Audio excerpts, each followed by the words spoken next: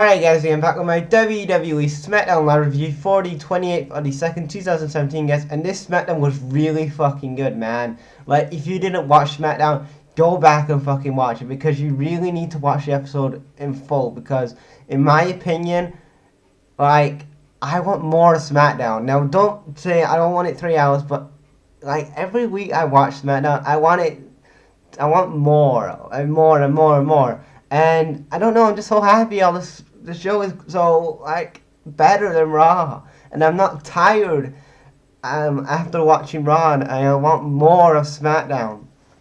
I also have been a big SmackDown guy. Like, in the Rules of Aggression era, I would always tune into SmackDown more because SmackDown was always giving better shows out. But Raw, I do always like Raw because Raw was from the Attitude Era, and whatever.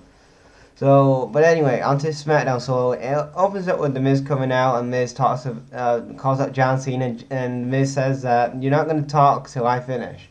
And basically, The Miz says that he's been held down by the Miz for 10 years. It's not just him; it's other wrestlers, and he has a point, and he talks about how John Cena has backstage politics, which is true. I'm glad he addressed that.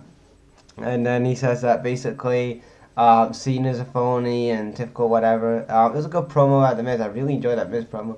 Then Cena gets on the mic and Cena says like, "Oh, well, you have got no identity. You copied the Rock with the Miz and whatever, and you're copying guys like Ric Flair, Jericho's persona, and Daniel Bryan. You haven't come up with your own persona." And then basically Marie slaps him in the face. And then Nikki Bella comes out, and after that, John Cena and Nikki Bella basically they're in the ring, and then Maurice, what the fuck was I saying? Maurice and The Miz run into the crowd, and that obviously sets up their match now for WrestleMania.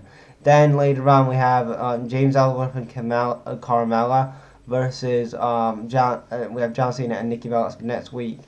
So we have Becky Lynch versus Mickie James out of two out of three falls match. Becky Lynch wins the fall, or the final fall, and Mickie James won one fall as well.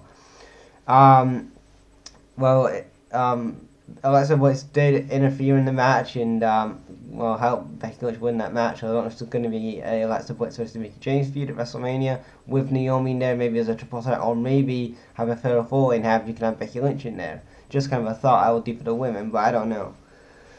And then we had we were supposed to have Dean Ambrose versus Kurt Hawkins. I was like, please don't have this match, please. You're on such a high, and they didn't, luckily enough. No. Ambrose calls out Corbin and says that he's going to give him an ass whooping at WrestleMania. Well, kind of, he was on those lines of WrestleMania anyway. Then Corbin says that they have similarities, him and Ambrose, but sooner he's going to take away that IC title away from him. Good fun from Corbin and Ambrose. Then we got Harper versus AJ Styles for the number contenders match for the WWE title. Very good match. He probably the best match of the night. Anytime that AJ's in a match, he can wrestle fucking Eva Marie, and he would get a five-star match out of her. You know what I mean? Like, he's that damn good. I've said that before though. I mean, a lot of people say how great AJ is, and I've said it before on the channel. I'm a big AJ Styles fan. I also have been, and anytime him and Luke Harper have such good chemistry, and they just match so well together. And a lot of good falls in this match.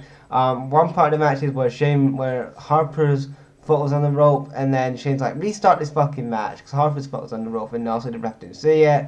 And then Shane gets super kicked by Luke Harper because AJ and Shane had a confrontation. Then Luke Harper was trying to super kick AJ, but AJ dodges out of the way, and Shane takes a bump, and then AJ hits a 450 for the win. AJ's your new number one contender for Bray Wyatt.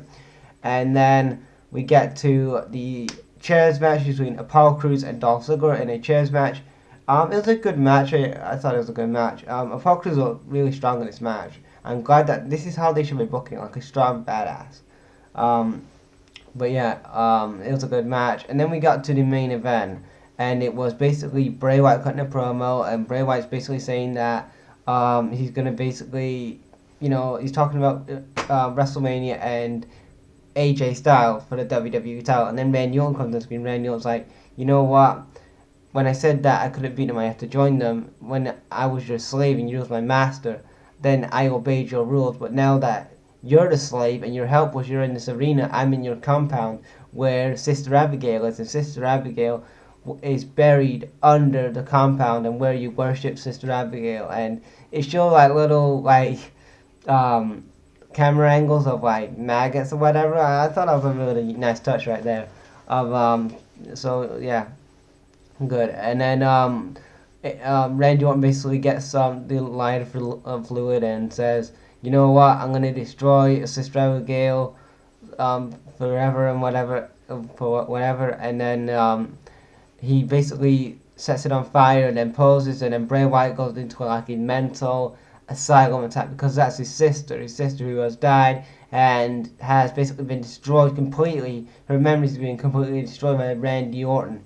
And Randy Orton says he's gonna challenge Bray Wyatt for the WWE title at WrestleMania. So this is what I see, right, for WrestleMania. So the main event, I still see AJ in that main event. So I still see it's gonna be a triple threat. Then if they want to do a White Family triple threat match, maybe at SummerSlam, they can still do that. If they want to drag this feud out that long. Well, I don't know if they're going to do it that long. But in my opinion, I think it's still going to be AJ in that match. So I don't think that AJ is going to be shoved out of this match because of Randy Orton. But in my opinion, this is the most interesting I've been in a Randy Orton promo. Randy Orton cut a good promo on Bray Wyatt, and Bray Wyatt always cuts good promos. But in my opinion, Randy Orton did cut a good promo last night, guys. In my opinion, that's probably the best Randy Orton promo he's ever cut in his career. Like, I don't know. Well, in a long time anyway, for me. So anyway, that's my WWE SmackDown Live review for the 28th of the 2nd, 2017, guys. What do you guys think of this last episode of SmackDown? Leave your thoughts in the comments, and I'll check you later.